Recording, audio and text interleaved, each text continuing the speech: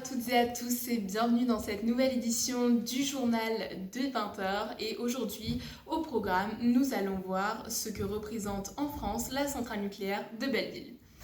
Implantée à Belleville-sur-Loire, donc dans le 18, le département du Cher, c'est un site prisé car proche de la région parisienne, à savoir une grande consommatrice d'énergie. Mais encore, elle est proche de lignes à haute tension qui proviennent du Massif central. Et enfin, la Loire fournit l'accès nécessaire en eau froide pour refroidir le système et donc les installations. Comme d'autres centrales nucléaires, celle de Belleville émet peu de gaz à effet de serre. En valeur chiffrée, cela représente seulement 4 grammes de CO2 par kilowattheure sur un cycle de vie, donc en prenant en compte la construction, l'exploitation, mais encore la déconstruction du site. En 2019, la centrale de Belleville a produit 14,5 milliards de kilowattheures, soit plus de 4% de la production nationale d'électricité d'origine nucléaire, ce qui est vraiment colossal.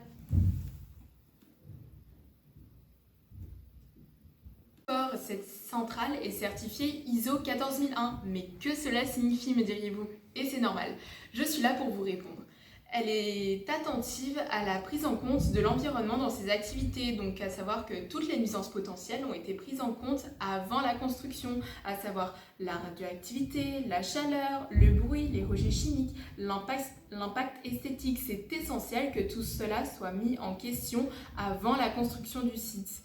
Mais encore, cette norme internationale définit les critères auxquels doit répondre un système de management environnemental efficace. Elle établit un certain nombre d'exigences que les entreprises peuvent appliquer pour améliorer leur performance environnementale. Par exemple, en favorisant une utilisation rationnelle des ressources et en revalorisant les déchets produits. Désormais, nous allons nous pencher sur le cycle énergétique de la centrale nucléaire. Nous allons faire quelque chose d'assez simple. À la base, nous avons un générateur. Celui-ci va pouvoir nous permettre à ce que des atomes soient en fission, c'est-à-dire qu'ils explosent. Ceci va produire de la chaleur. Cette chaleur entraîne alors une turbine à vapeur.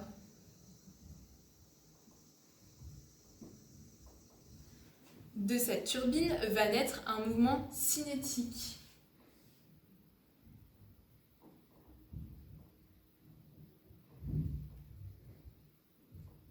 Ce même mouvement conduira alors à la mise en fonctionnement d'un alternateur.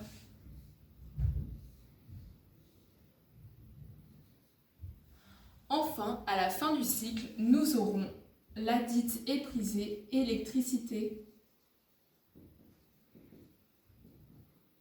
Pour simplifier tout ça, nous pourrions dire qu'à la base de la chaîne, nous avons de l'énergie thermique qui va conduire à de l'énergie cinétique, puis enfin à de l'énergie électrique. C'est aussi simple que ça. Comme dans tous les processus énergétiques, il y a évidemment un peu de perte thermique, c'est normal. Le contexte économique, historique et environnemental qui se tenait autour de la centrale de Belleville. Premièrement, cette centrale est composée de 2 unités, une qui a ouvert en 1987 et l'autre en 1988. Les premiers plans de construction de la centrale sont apparus en 1980. Ces plans ont été discutés suite à une analyse détaillée de l'économie américaine qui avait un très bon rendement électrique et dont la France a souhaité s'inspirer. Parlons un petit peu du contexte économique. Dans les années 1980, la France connaît une récession économique très forte. Celle-ci impacte l'économie des Français qui ne peuvent plus payer les loyers et les factures qui sont exorbitantes. Ainsi, la France va chercher à avoir une énergie moins coûteuse et plus rentable. EDF propose alors la solution des centrales nucléaires. Ces énergies permettent d'avoir une énergie plus verte, moins coûteuse et qui respecte plus le nouveau cahier des charges.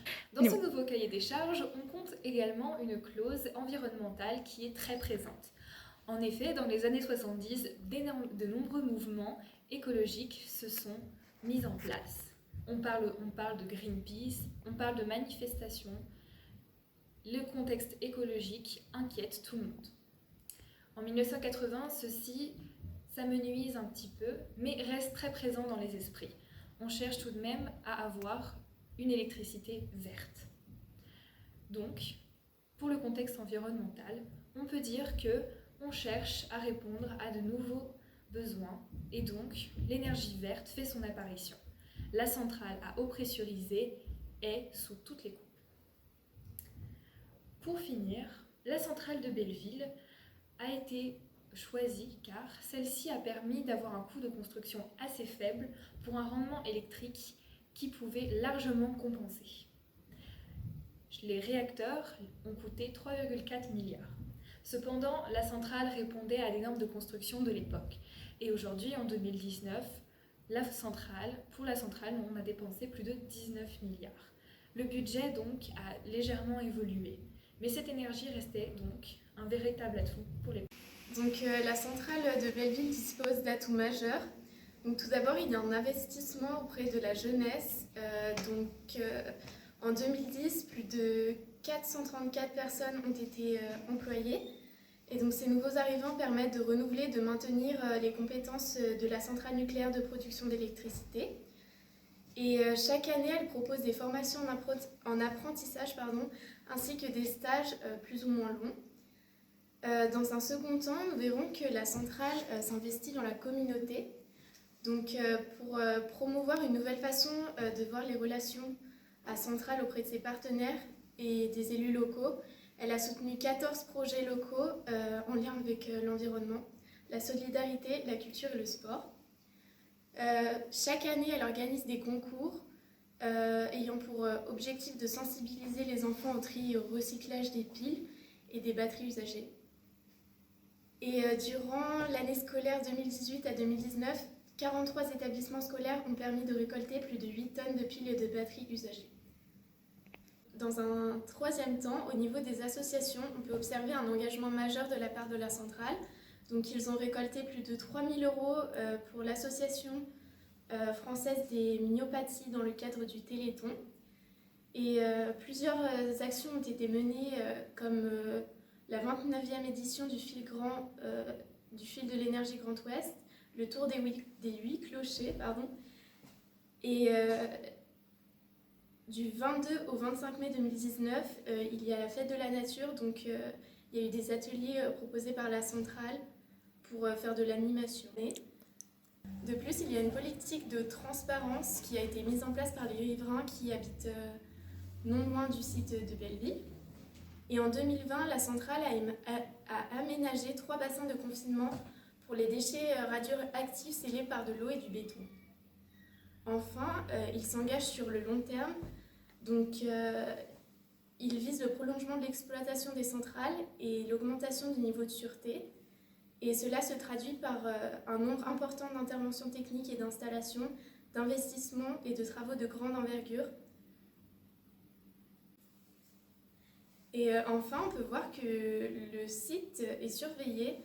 Donc il y a des aménagements qui ont été mis en place afin de minimiser les dégâts des structures en cas de catastrophe naturelle, donc par exemple les tremblements de terre ou les séismes, en cas de catastrophe au sein de la structure, donc propagation de déchets radioactifs ou explosion, et enfin en cas d'attaque extérieure, donc par exemple un attentat ou une cible visée pour faire des... À présent, nous allons faire une analyse détaillée au niveau environnemental.